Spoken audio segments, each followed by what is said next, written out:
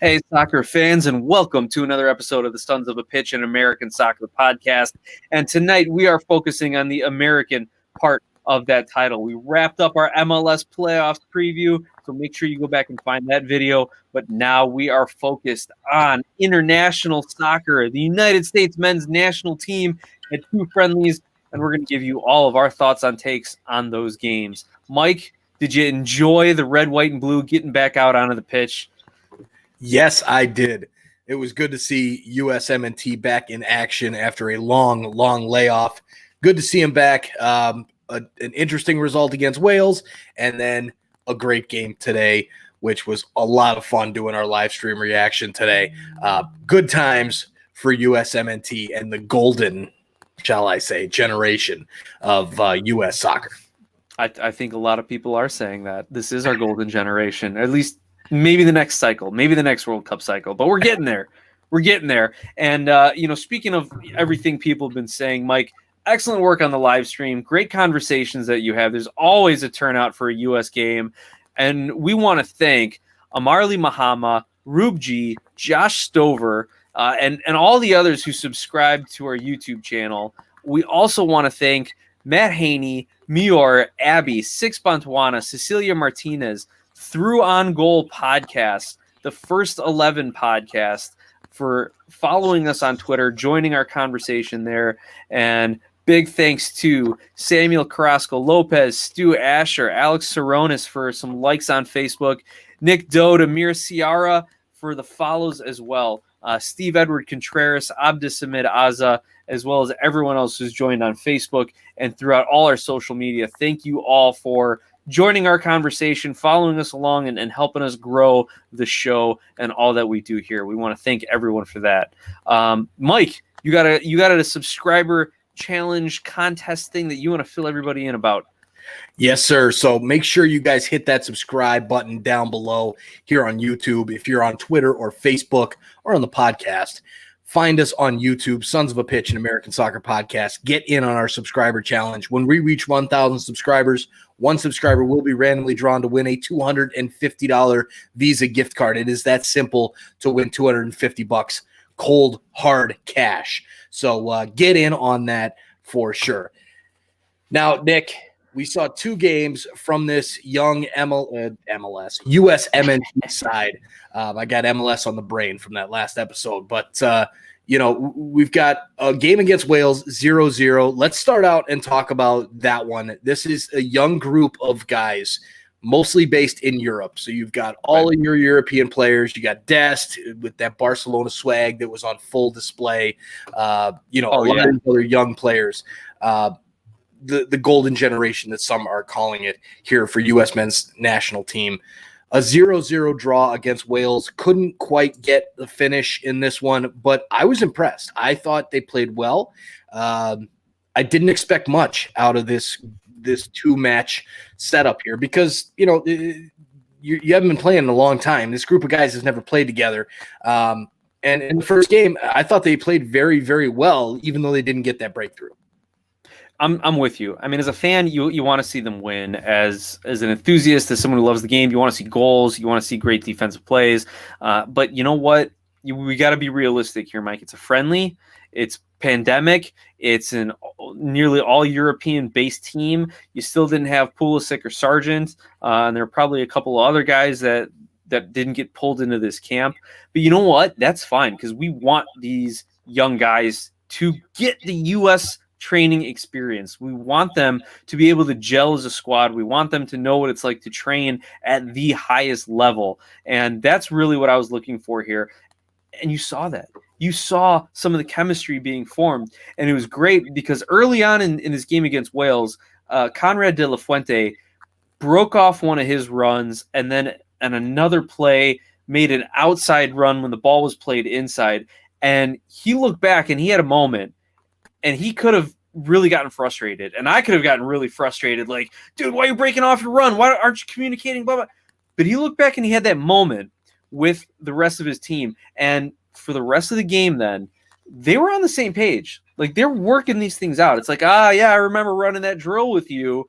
I broke the run off. I'm not going to do that the next time. Keep playing me these balls. And they did. So you see moments like that with the team. You see moments like that in an individual's development. It's very, very encouraging, Mike. And Conrad de la Fuente was just, one of the young guys who really stepped up. Tons of great play, tons of praise for Yunus Musa in the midfield there. Like, not afraid to take on defenders, not afraid to run at guys, and not afraid to stretch his legs either, man. He gets the ball and he runs to space.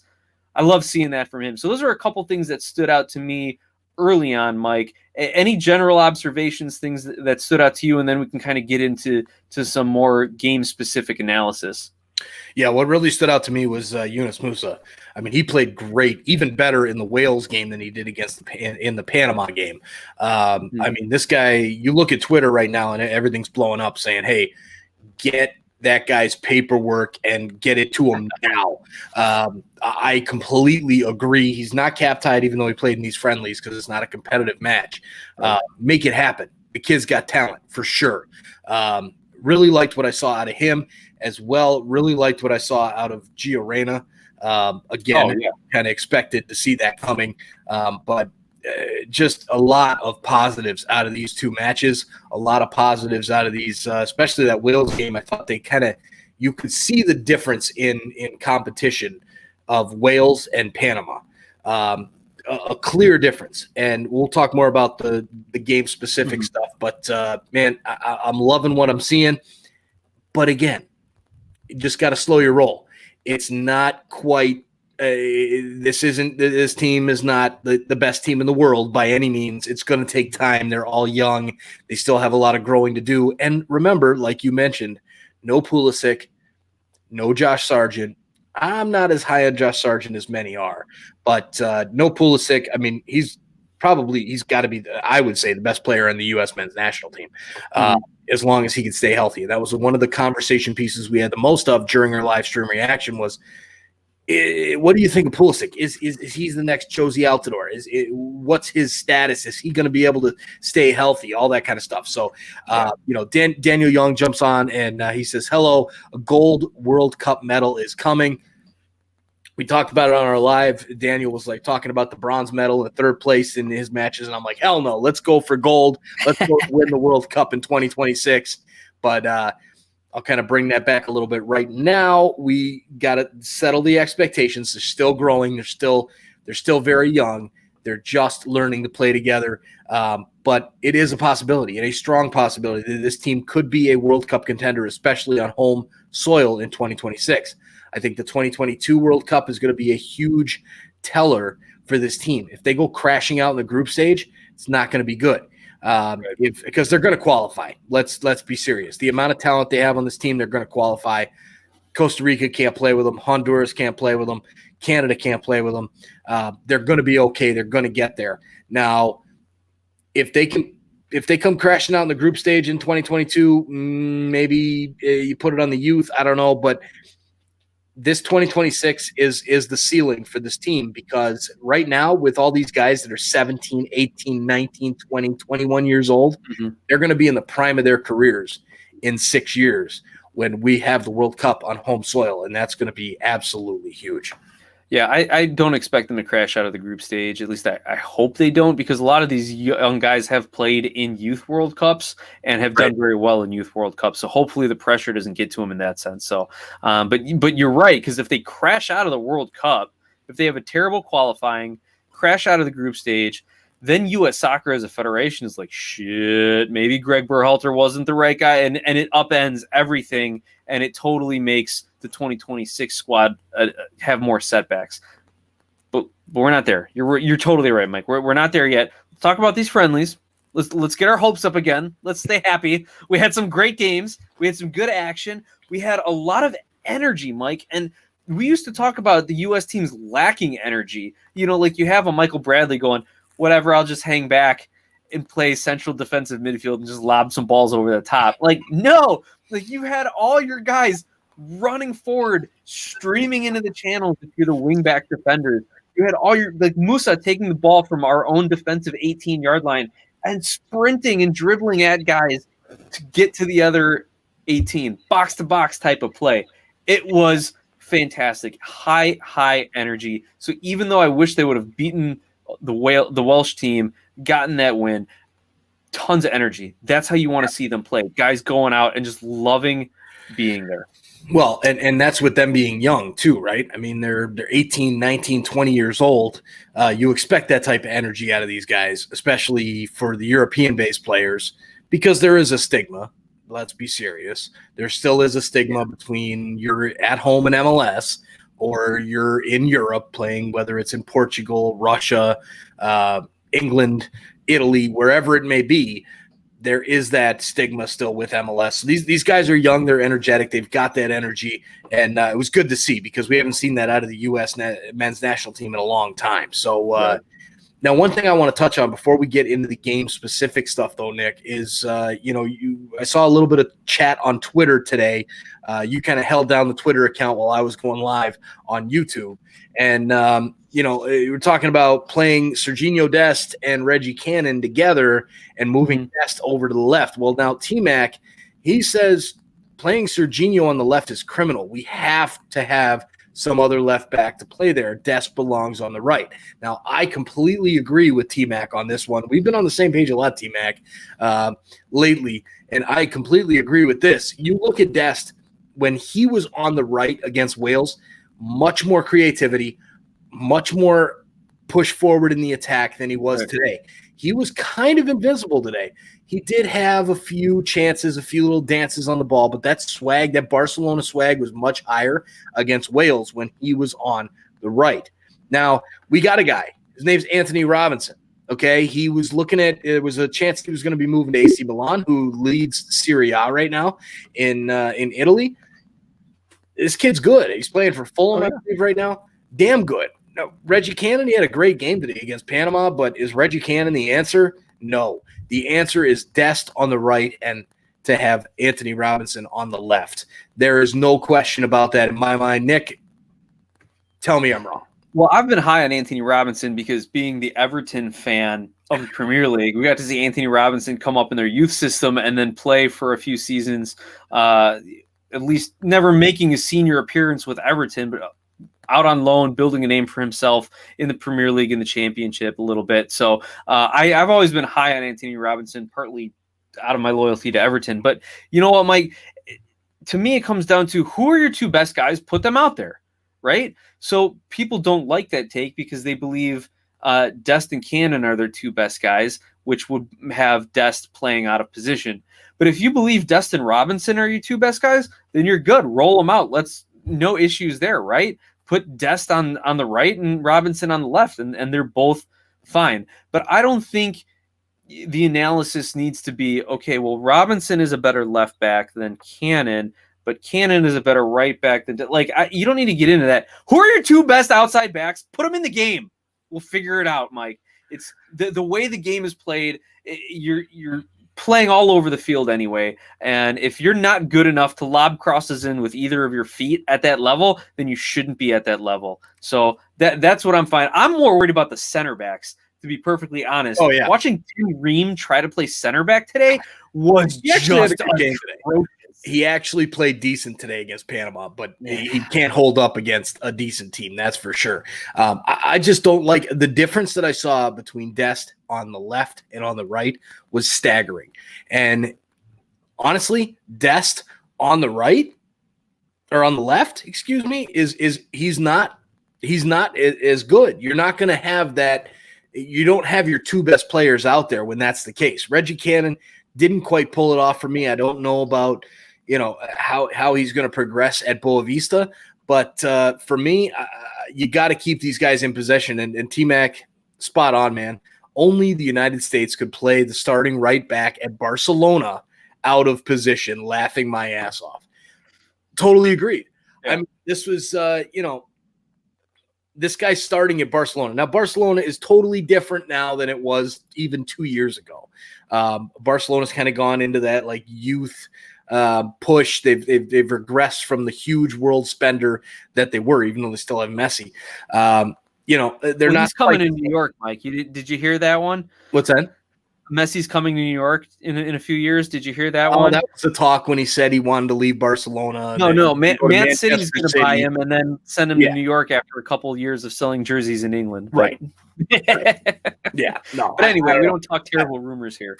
Yeah, exactly. But look, I think the difference on the left and the right is a huge difference.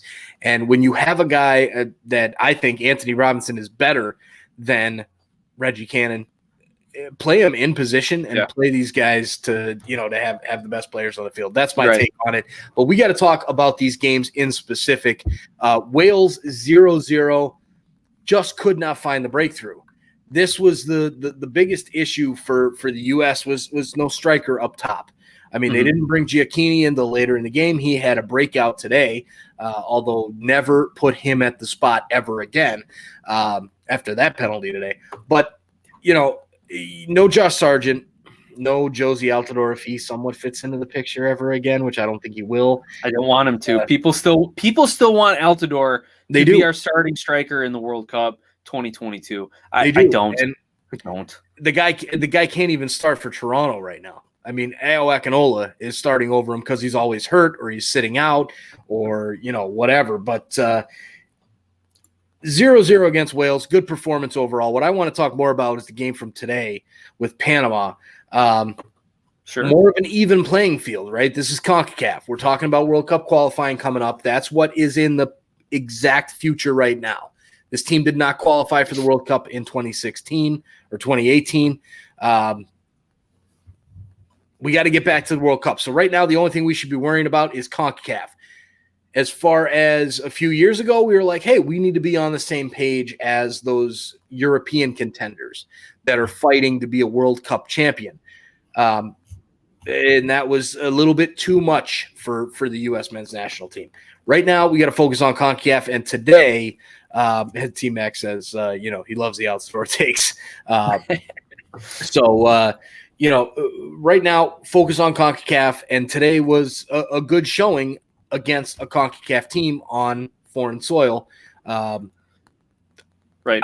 I will say 6-2, great result. However, it was 3-2 in the 80th minute.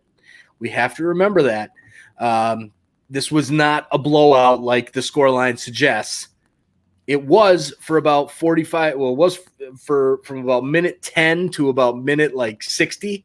It was all USA. And then there was a few little drops, and you're going to get that from these young kids. And it was 3-2 in the 80th minute, and then they just blew up and scored a bunch of goals towards the end. 6-2 victory over Panama. This, that's what you want to see from these young European-based players. They get the job done fairly easily over a CONCACAF opponent that's not quite at the top of CONCACAF, but in that second tier. Right. And, actually, I like the matchup against Wales a little better because I think Wales is a better team. And you heard the broadcasters talking about it today against the Panama team, that there's a huge talent gap, whereas that really wasn't the story. That really wasn't a talking point in the Wales game. What's funny is everyone is criticizing, well, you're playing the Wales B team and you're playing an inferior Panama team. I'm like, well, who's the U.S. rolling out, right? This isn't the U.S.'s A team. We've probably got about 4 or 5 guys elsewhere who are going to move into starting roles. Pulisic and Sargent, to name 2. Also, Jordan Morris and Zardes probably being able to are coming into camp as well. And Walker Zimmerman to throw a defender into the mix. This isn't the USA team by any means. So whatever criticism of we're not playing as good of an opponent, I'm throwing that out the window, man. That doesn't hold any water for me. There was some desperate defending at times, but you know what? Berhalter's tweaking his back line. He's tweaking his center back pairing, so I'm not worried about that. Loved that they got a taste of CONCACAF physicality in that Panama game. When the U.S. went up 3-1, I was like, here we go. I think I tweeted it out that when is Panama just going to go CONCACAF and just start throwing bodies and flying tackles around? And it got physical with times. Weston McKennie, though, comes in and upends a Panamanian player, draws a yellow card. You saw that, gosh, I'm going to butcher his last name because I didn't have the spelling in front of me. Giacchini, the U.S. striker. God, you tell you're Greek and not Italian. Giacchini. Oh, Giacchini. Excuse me. Yeah, Giacchini. He ends up taking like a cleat in the back and an elbow in the back. Like they're roughing him up. Like, you want to score a goal? We're going to make you pay for it. So I'm glad they got some of that CONCACAF physicality, as well as some of that CONCACAF officiating where the ref's like, get up, let's go. Come on, no foul. Before they actually get back into some of these away countries. Because, man, it's going to be that much more hostile when you're in Honduras, when you're in Panama. We all know what it's like to play in Mexico, at least from a viewing standpoint, safely on my couch. So I'm glad they're getting some of that Panama stuff. Mike, one quick point I want to make, and then I'm going to ask you about Sebastian Lletget, because I think that's another very polarizing player on this squad. I really liked Gio Reyna when he scored his first USMNT goal today off of a free kick, say maybe 20 yards out, not even, just on the edge of the box. Yep. He wasn't jumping up and down wildly celebrating. He wasn't hugging teammates, sprinting to the corner. Just very calm. High fives around, guys. High fives around. Thanks for setting me up for the free kick. I mean, he looked at it and he said, dude, this goalie has no chance. Like, I'm scoring from 20 yards out. And he did what he had to do, what a pro does, and puts it in the back of the net. He didn't whoop it up. I think that's huge for him because he knows that there's more expected out of him and this team. Something into the mindset. So that's the point I wanted to make. What do you think about Sebastian Lletget, though? This has been a big topic of discussion all over social media. I've been talking about it with people. I don't like Sebastian Lletget with this group of players. I think his time to prove himself has come and gone. But a lot of people still think he could be a good piece. But man, why waste a spot on the roster with him when you've got all this other talent that we've supposedly been so excited about for the last 3-4 years? Well, where do you fall in Sebastian Lletget? Everybody who's saying that is delusional. Sebastian Lletget is done. Now we've got Kevin C jumping on. He's having a little bit of some autocorrect troubles here. He says great game, that LAFC, then great again, and then great. So I feel your pain, Kevin, and thanks for jumping on and subscribing with us today with that USA Panama game. Look, Sebastian Lletget, he's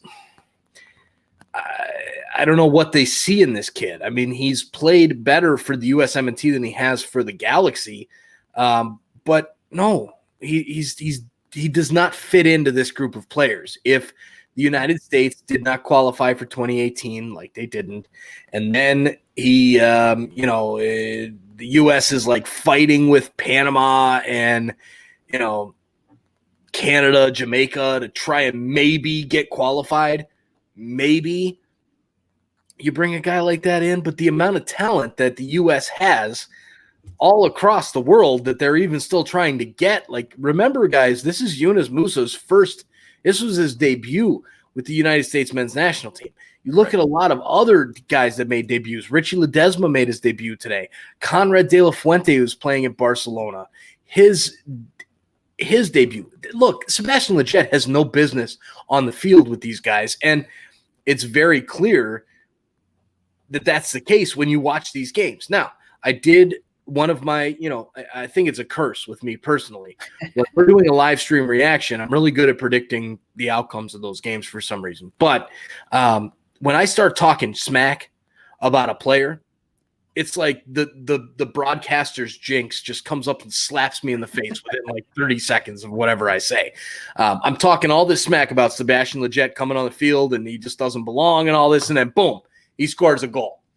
Like, what? How does this happen? Now, Doesn't I matter. used to do the same thing with Michael Bradley. Don't feel bad about it.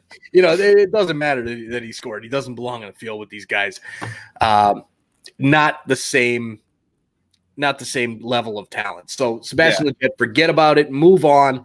I know T-Mac, and we might actually disagree here. T-Mac, he's a big fan of Lletget. But stupid to play him as a false nine against Wales. That definitely not there. But okay, so you say he's definitely capable of starting games for us in the midfield. Okay, who do you replace him? Who do you replace in the midfield with Sebastian Lletget? Do you replace McKinney? Do you replace Reyna? Do you replace as a winger? Do you replace Christian Pulisic? Do you replace Tyler Adams? Do you replace the list goes on and on. Who would you take out of the lineup to put Sebastian Lletget in the lineup? That's where I have a big problem. Maybe as a striker, if we can't find a striker, for God's sakes, please, Jesus, help us with finding a striker. Yeah. If you don't have a striker, maybe you bring him in. But other than that, I can't see how you put this guy in. Yeah, I'm with you, and I like Lletget, and I think he's had a rough go of it with the Galaxy. I think he's kind of been underused and probably could do a lot better on a different team. We all know his career trajectory with the U.S. before his injury, but yeah, maybe if you played him as a sole striker, you are up top. You are offensive option number one, maybe. But that's not the way Berhalter wants to play. I don't know if I don't think I've ever seen Lletget play that way. Maybe I'm just haven't watched enough film on him. But T-Mac, you're right here. Top end talent, Musa definitely better than Lletget. So can he be a valuable bench player as T-Mac suggested? Maybe, if you got him there, someone who kind of knows the guys, knows the system, reliable in the event of an injury, especially if you have a limited roster in a competitive tournament. But if we're talking starters, and here, this is my thing to like U.S. social media, Twitter, soccer pundit people, whether you're just tweeting or whether you're on a major network, it was bring in the youth, bring in the new guys. Well, hey, Sebastian Lletget, he's good. Let's keep going with Sebastian Lletget. Like, well, wait a minute, guys. Come on now. Pick one here. So that's kind of my overall take on it. I don't know how much else I really want to get into in this Panama game, Mike. Like, I love that Matt Miazga got himself some good quality time against a CONCACAF opponent. I honestly think he was just kind of sitting back and like taking names like, all right, I'm going to have to mess you up when we get into World Cup qualifying. I'm going to have to mess you up when we get into World Cup qualifying. That's another note that stood out for me. Also, the first Panamanian goal scorer, USL. He plays in the USL. So we've talked about it before that the USL is really helping develop a lot of these CONCACAF nations, and here it is on display. So those are kind of just a few other observations I had, Mike. What are do you have any long-term takeaways that we can get from these games? Or is there anything else that you notice that you want to kind of touch on tonight? No, as far as long-term takeaways, let's look at this through the lens that I was talking about before these games even happened. Yeah. Let's not take too much from this. Let's not get crazy, whether the results are good or bad. This is still a group of guys, half of the squad, more than half, because you're going to have more than half the guys coming from Europe. There's no doubt about that. MLS isn't quite on that level yet. But you don't need to take too much out of it long term, but it is positive to see these guys playing well together, especially against CONCACAF opponents, which, again, right now, that is the focus. We don't have to worry about playing Spain or Italy or Germany or, even some of the African nations, Nigeria, all that. We don't have to worry about that right now. Let's just play CONCACAF. Let's get through Nations League. Let's get through World Cup qualifying, and then we can start discussing playing those better squads. Daniel Young says, Wales is a very good squad that's playing defensive counterattacking football. They have to play that way because they're going to be in the Euros. Agreed. Wales, if they're going to be in the Euros, they're going to have to play that kind of park the buck style with that counterattack in order to get anywhere in the Euros. But I liked what I saw. I have more positive. I wasn't going to go crazy either way. If they beat Wales 4-0 and then Panama 8-0, I wasn't going to be like, that's it. We've won the World Cup. It's over. USA forever, the best team ever. Not, and if they lost 4-0 and 8-0, I wouldn't be like, you know what, this team is trash. Fire Berhalter, get rid of everybody. It doesn't matter. These are two friendlies coming off a pandemic when you haven't played in 8 or 9 months, when your domestic league is just about to start the playoffs. Everybody chill out. Again, I think that's probably the most important thing I can say to USMNT Twitter is chill the hell out. Whether it's positive, you can say that to all of Twitter just all the time, Mike, not just US Twitter. I mean, right. But and one thing I do have to call out our friends on our at what is it, the soccer chat or whatever on Thursday afternoons. We've got followers, all kinds of followers from the USMNT, the soccer chats and all that kind of stuff. Hashtag US Soccer Chat Thursday afternoons. Yeah, but I'm going to call them out here, man. Put a tweet out saying, "Hey, USMNT fans, all your followers. I know you're seeing these tweets, and you don't come on and say hi on YouTube, and subscribe, and hang out and chat U.S. men's national team soccer while it's happening. I got a problem with that. You guys want to be true diehard fans? Let's grow the game together, and let's talk about it some more." So, anyways, U.S. Soccer Chat, all you guys who have, have said all your things about U.S. men's national team, come on, let's talk some soccer, especially when it's going on, and we expect to see you on those lives when we do a U.S. men's national team again, because I'll tell you right now, Nick, after the response we had on this one, we're going to be doing lives for every USMNT game going forward. So take the day off work, buddy, if it comes up. Well, just in the long shot that my boss or anyone affiliated with my job is listening, of course, Mike, my primary obligation and my undying loyalty is for my office and my current company. So I might have to delicately pass on that. But anyway, yeah, I'm with you, brother. I'm with you. But it's fun, right? Like, again, to me, it gets back to, like, these are just fun games, guys doing fun things. You're talking about Dest Barcelona swag. I think in the Panama game, like, he had a defender out on the wing and just kind of froze him, nutmegs him, and just runs right around him. And the defender's just like, ah, crap, and just like body checks him because he had nothing else left to do. I think that was the Panama game. Maybe it happened in Wales. But like stuff like that is fun, like Reyna lining up for a free kick 20 yards out. You know what he's capable of. Like, I'm loving that sort of stuff. Slow down. Reyna's free kick today. There's a in the back of the net. It did. But I'll tell you something. There's a reason why he didn't celebrate. One, because they were down 1-0 after 5 minutes. They were a little bit shell-shocked.